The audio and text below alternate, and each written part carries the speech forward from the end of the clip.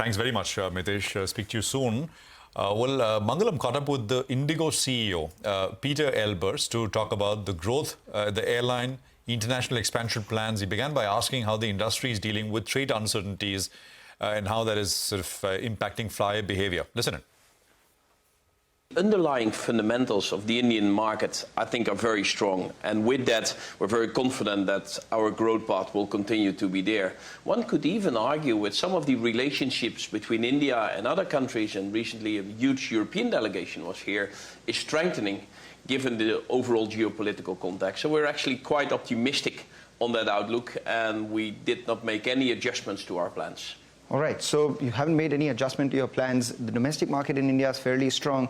You have a strong international aspiration as well. 40 destinations in FY25. How many more in FY26? And what proportion of your revenue do you expect should come from the international operations over the next 3 to 5 years?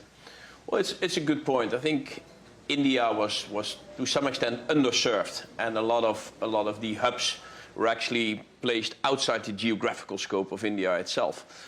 So clearly the ambition of IndiGo is to make sure that a lot of that international travel is actually traveling on an Indian operator, and that Indian operator being IndiGo. So we moved in a time frame of just 2-3 years from 20-ish to 40 international destinations. We've doubled the number of international routes from 60 to 120.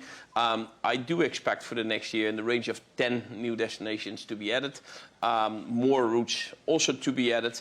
And the revenue percentage today, or I should say the ASK percentage of production, we've reached the 30%, and we've recently said that that number is going up to 40% of our operational basis. Let's talk a little about IndiGo's business itself. The fourth quarter, how do you think the volumes have panned out for you? Have you met the guidances that you've had? And for the next year, what are your targets and aspirations? We've actually presented a quite optimistic view on how India is moving. And if you look to the public DGCA data for the month of Jan and the month of Feb, yes, they actually look very, very positive and reconfirming that growth. So the underlying demand and the underlying dynamics are good.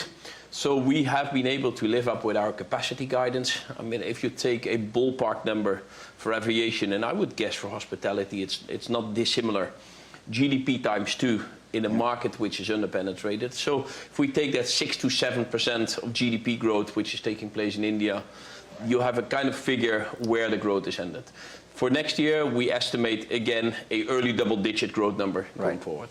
One of the concerns that everyone had was these airports increasing their charges. How do you have to respond to that? Airports increasing their prices, it's a matter of a discussion taking place in India and outside India. I think where I would like to sort of engage in a discussion with the airports, if the average prices in India are 6,000 rupees for a ticket, you don't want to have airport charges of 3,000 rupees, right? And that's exactly where I think we need to find a good balance between what is the price point for customers and what is the airport charges. So that's a continuous debate.